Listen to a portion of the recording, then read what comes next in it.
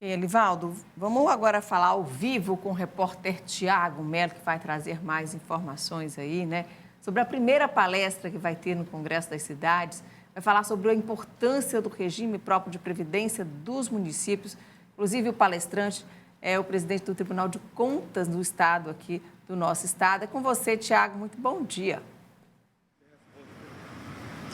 Olá, Neara, Elivaldo, bom dia a vocês, bom dia a todos. Uma palestra de grande importância, é um tema que tem gerado dor de cabeça nos gestores públicos, a administrar esse regime próprio de previdência. Muitos nem criaram, mas receberam esse problema a partir do momento em que se tornaram gestores. E a palestra de abertura do Congresso das Cidades, um tema, portanto, de muito interesse. Nós estamos aqui ao lado do palestrante, o conselheiro Kennedy Barros, presidente do Tribunal de Contas do Estado, a quem a gente deseja um bom dia. Conselheiro Kennedy, qual é o recorte que o senhor vai fazer na sua palestra, considerando que é um tema complexo?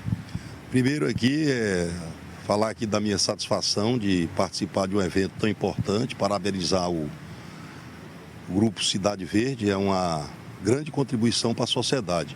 Na palestra eu vou tentar fazer, o tempo é suficiente, uma colocação sobre a ação do Tribunal do Controle das Políticas Públicas, sua missão, seus objetivos e os temas que mais pegam nesse momento e mais prejudicam a população. Meio ambiente, mobilidade urbana, todas as questões, só para citar alguns, são de grande preocupação, responsabilidade fiscal e, como não poderia deixar de ser, o foco maior no tema propriamente dito, que é a previdência dos municípios.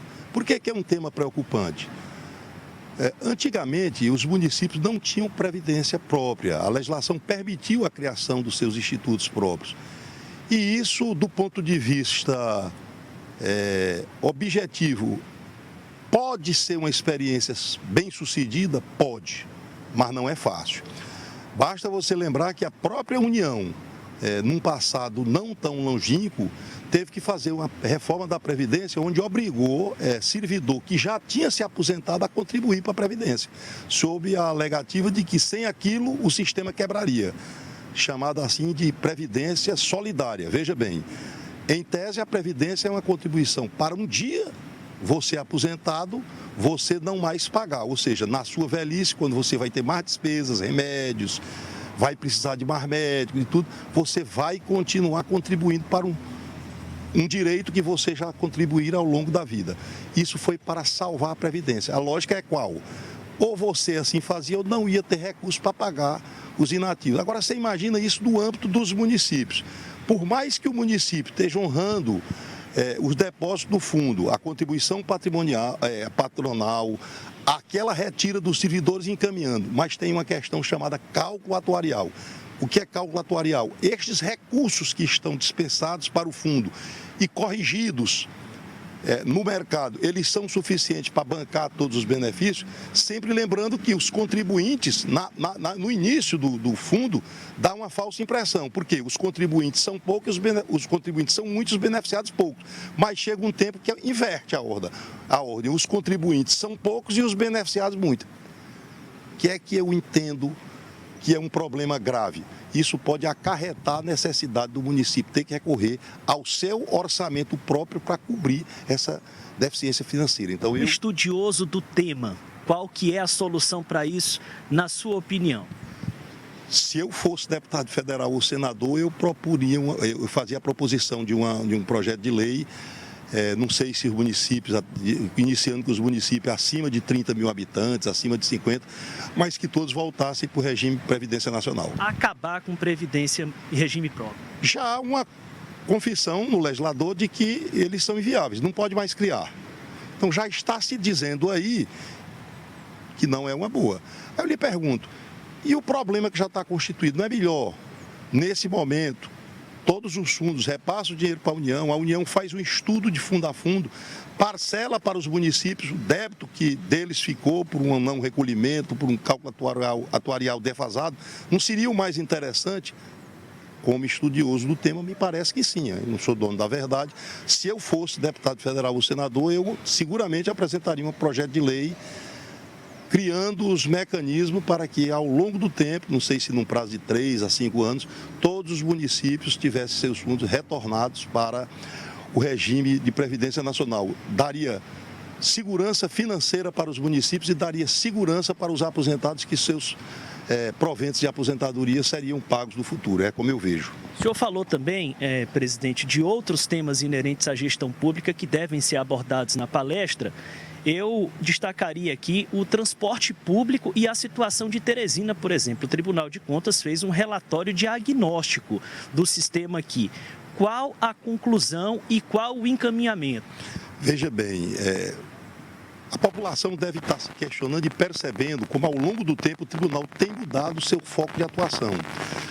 Porque o tribunal está trabalhando mais com os problemas do momento, o concomitante, não deixando a falha ocorrer, ao invés de trabalhar a posteriori, ou seja, analisando só as prestações de contas para detectar os recursos que foram mal aplicados ou desviados. É uma medida que tem que ser feita também, lógico, mas eu pergunto, não é mais lógico o tribunal concomitantemente agir para que o desperdício não aconteça? Então, o foco do sistema de controle no Brasil hoje está sendo na prevenção, no acompanhamento concomitante.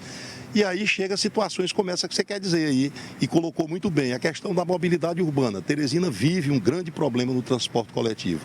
Em janeiro, quando assumi a presidência do tribunal, determinei uma auditoria no sistema de transporte coletivo, para analisar os problemas decorrentes dele desde 2014 até o dia de hoje. Não é para buscar culpados, é para encontrar a solução. E tem boas informações. Ao longo dos anos, o município de Teresina investiu muito em transporte coletivo. Os corredores foi um grande investimento. As paradas de ônibus, que era tão questionado no passado, foram feitas. E o que é que temos de problema hoje? A discussão sobre o serviço em si.